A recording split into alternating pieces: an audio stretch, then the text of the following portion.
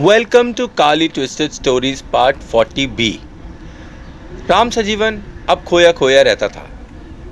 अघोरी वाले कांड से को अब 3 महीने हो चुके थे।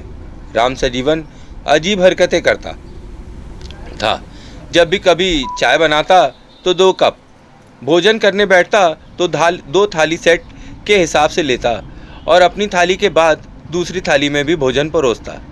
रात में सोता तो डबल बेड पर, वो भी 2 तकियों के साथ। अपने में ही लगा रहता, अपने आप से बात करता, अपने आप से बात करके आंसर भी अपने आप ही दे दिया करता था।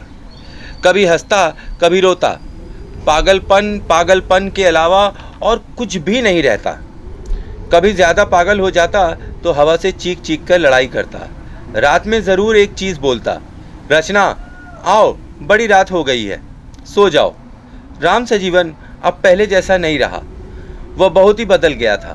न मंदिर जाता न शमशान, बस घर के एक कोने को उसने सिद्धि साधना क्षेत्र घोषित कर दिया था और बाकी लोगों का प्रवेश निषेध कर दिया था। अंदर माता काली और माता तारा की फोटो मूर्ति स्थापित कर पता नहीं कौन उसके साथ बातें किया करता था, जिसकी प्रेरणा से उसी अघोरी बाबा और रचना की तस्वीर दीवार पर स्वयं ही प्रकट हो गई थी। अर्थात उनके चित्र अपने आप ही दीवार पर बन गए थे। लाला केदारनाथ से गांव के लोगों ने कई बार कहा कि अपने बच्चे को किसी योग्य डॉक्टर को दिखाएं, पर जब राम सजीवन खुद गांव के लोगों की समस्या सुलझाने लगा और लाइव दरबार लगाकर लोगों के रोग और ग्रह दोष दूर करने लगा तो सबकी बोलती बंद हो गई। इस पर एक दिन किसी ने राम सजीवन को किसी ने पाखंडी बाबा बोल दिया। बस 5 मिनट बाद ही राम सजीवन लगभग बदहवास चिल्लाकर कहा, नहीं रचना मत मारो। पर तब तक बात बिगड़ गई थी। उस बंदे को पूरे बदन में पोलियो मार दिया था। इसका मतलब पैरालिसिस हो गया था। कुछ लोगों ने इसे चमत्कार समझा तो कुछ लोगों ने जादू टोना, और ऐसे ही लोगों ने बोला अब डॉक्टर नहीं, ओझा तांत्रिक की ज़रूरत है। जिसने गलती से भी राम सजीवन को बुरा भला कहा, उसके साथ कोई न कोई दुर्घटना अवश्य ही हो जाती। एक तरफ गांव में कुछ लोग खुश थे तो कुछ लोग डरे हुए थे। रचना का नाम राम सजीवन के मुख से सुनकर लोगों का माथा ठनका था, क्योंकि वो रचना को जानते थे कि अब वो नो मोर है, मतलब रेस्ट इन पीस है। गांव के लोगों को आभास हो गया कि राम सजीवन के साथ कोई न कोई अघोरी शक्ति चल रही है। यहाँ राम सजीवन के पिताजी ने कई जगह उसके रिश्ते की बात चलाई तो पता नहीं कैसे होने वाली बहू के साथ कोई ना कोई अनहोनी या हादसा हो जाता और शादी टूट जाती। एक दिन केदारनाथ इलाहाबाद गए हुए थे। मानसरोवर पिक्चर हॉल के पास उनका मित्र डॉक्टर बसु रहता था। जब कभी भी उनका मन न लगता वो डॉक्टर बसु के घर चले जाते। एक तो उनके घर की मछली और दूसरा उनका शांत श्रोता का गुण, ये उन्हें यकायक और हमेशा वहाँ पे खींच ले जाता। केदारनाथ अपना मन हल्का करने उनके पास हमेशा चले जाया करते थे।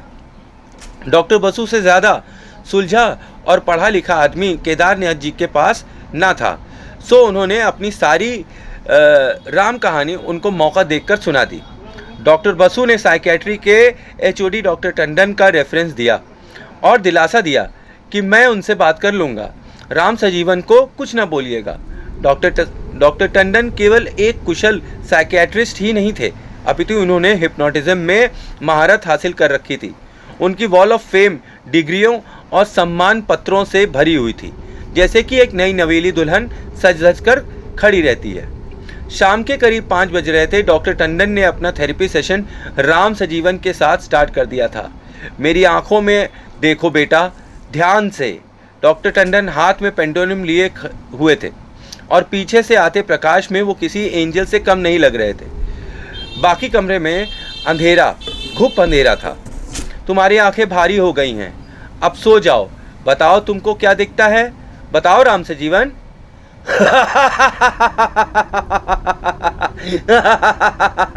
तू क्या देखेगा, तू क्या देखना चाहता है डॉक्टर?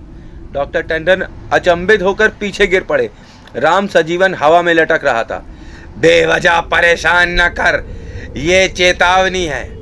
यह कहकर जाने किस अनजान शक्ति से पूरा सोफा हवा में उछल गया। डॉक्टर टंडन पूरी तरह से हिल गए थे। उनका सफ़ेद चेहरा और गीली पैंट इस बात को पक्का कर रहे थे। अचानक से आवाज़ आई, रचना, अगर मुझसे प्यार करती हो तो छोड़ दो डॉक्टर को।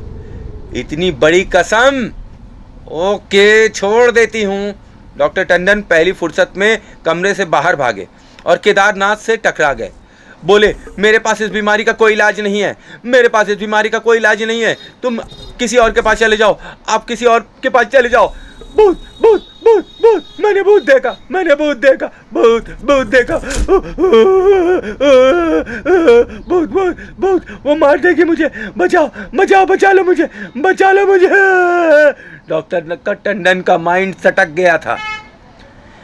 आज एक डॉक्टर खुद पेशेंट बन गया था। तो कैसी लगी कहानी? आई होप अच्छी लगी कहानी। मिलते हैं इसके तीसरे पार्ट में, मतलब सी पार्ट में। Thanks for watching. जय माँ काली, जय माँ तारा, आप सबका भला हो।